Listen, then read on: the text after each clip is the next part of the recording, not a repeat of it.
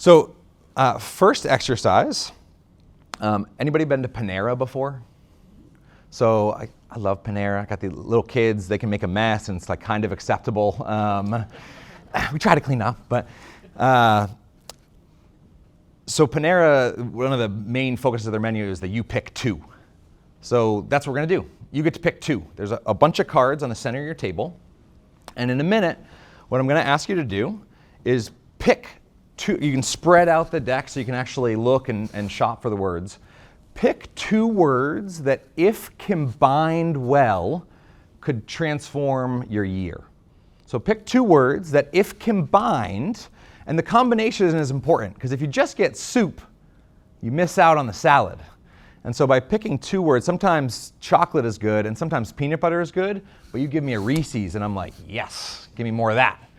All right, and so pick two words that you feel like, if combined, could transform the rest of your year.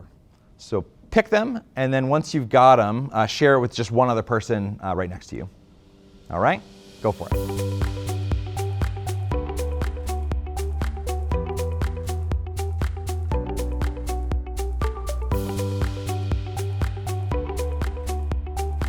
Once you got two, you don't have to wait for me. I know we're all suited up.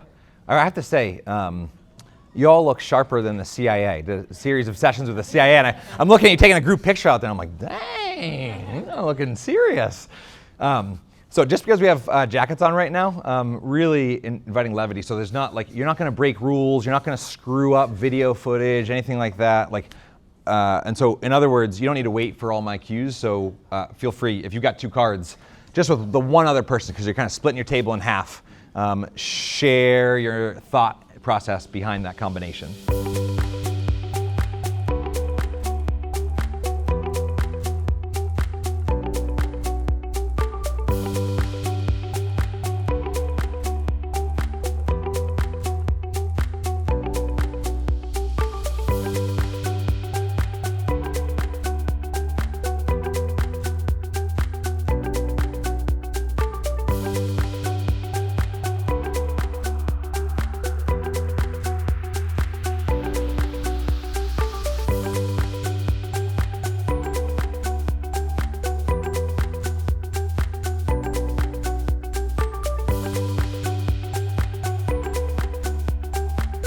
All right, what are you gonna do tomorrow?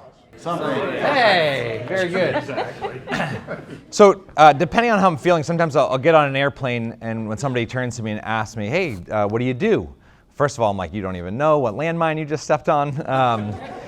But depending on how I'm feeling, I'll say, well, half my job is starting conversations, and the other half is ending them. And I don't really say that too often, but I'm glad you really appreciated that. So I'm saying that to you now just because we're filming lots of different exercises. If we had more lax time, I probably wouldn't interrupt quite as quickly. But for the sake of time, I'm going to be stopping a lot of conversations, perhaps before their time is due, and let that just be an invitation to continue it over lunch, during breaks, the rest of the time that you spend with each other. And the idea here is really that the conversations we start here become little anchors and seeds to start future conversations. What happens is when we have dialogues and connections like this with people, when you pass someone in the hallway or you see a client at a grocery store or wherever else, if you have some of this personal information, some of knowledge of who they are, it's much more easy, and you're much more likely to stop and say, hey, how is the blank, right?